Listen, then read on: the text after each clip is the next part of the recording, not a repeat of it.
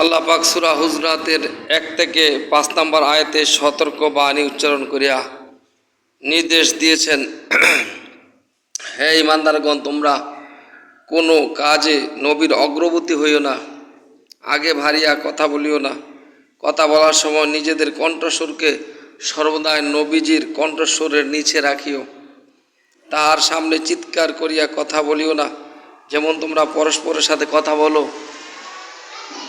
নবীকে তাহার হুজরা হইতে বাহির আসার জন্য উচ্চস্বরে ডাকিবে না, বরং সেখানে অপেক্ষা করিবে যতক্ষণ না তিনি স্বেচ্ছায় হুজরা হইতে বাহির হইয়া আসেন।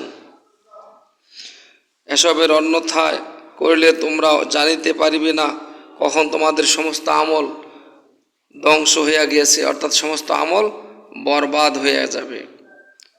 তাহলে রাসূল পাক সাল্লাল্লাহু আলাইহি সাল্লামের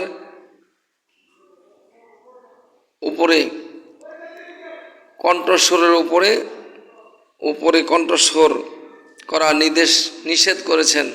নবীজির আওয়াজ মোবারক হইতে জবান মোবারকের আওয়াজ মোবারকের চেয়ে উচ্চস্বরে কথা বলা নিষেধ।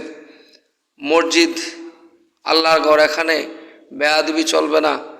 হোর শরগোল করা, উচ্চ আওয়াজে কথা বলা, ইমামদের সাথে তর্ক করা, ইমামদের বয়ানের মধ্যে তর্ক বিতর্ক করা,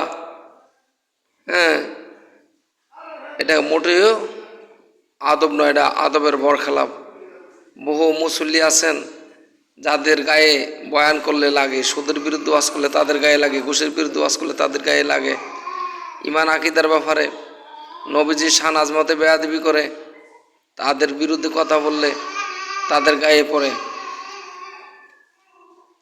কোরআনে নবীজির শান আজমতে বেয়াদবি করার কারণে কোরআনে তাদেরকে কাফির বলেছেন। ওয়ালাকাদ কালু কালেমাতাল কুফর ওয়া কাফারু বাদা ইসলামিহিম, ইসলাম গ্রহণের পরও কাফের হয়ে গেল। সূরা তাওবা 74 নম্বর আয়াত।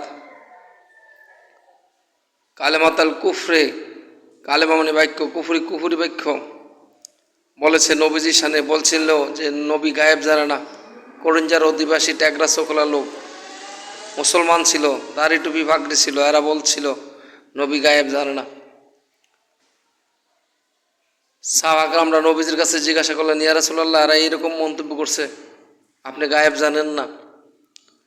তো নবীজি বলছে, ঠিক আছে, এরা আসলে আমি জিজ্ঞাসা করব। যখন এদেরকে জিজ্ঞাসা করছে রাসূল পাক সাল্লাল্লাহু আলাইহি সাল্লাম, তখন এরা বলছে, আল্লাহর কসম করে কই আমরা এই কথা বুঝছি না। অর্থাৎ আল্লাহর নামে মিথ্যা কসম করছে যে এই কথা বললে নাই, অথচ এরা বলছিল। তখন আল্লাহ কোরআন আয়াত নাজিল করছে, ওয়ালাকাদ কালু, মানে এবং লাকাদ অবশ্যই, কালু বলছে অবশ্যই এরা বলছে। কালেমাতাল কুফরে, কুফরি বাক্য, কালেমা মানে বাক্য, কালেমাতাল কুফরি বাক্য, অর্থাৎ নবীজি গায়েব জানে না কথাটা নবী শানে কুফরি হয়েছে, বেয়াদি হয়েছে। আল্লাহ বলছেন ও কাফারু বাদা ইসলামী, এবং কাফের হয়ে গেল ইসলাম গ্রহণের পর। ইসলাম গ্রহণের পরও এরা কাফের, যদি এতদিন মুসলমান ছিল এখন এরা কাফের। এই আয়াত থেকে সূরা তাওবার 74 নম্বর আয়াত দ্বারা প্রমাণিত, নবীজিকে কেউ গায়েব জানে না বলে সে কাফের।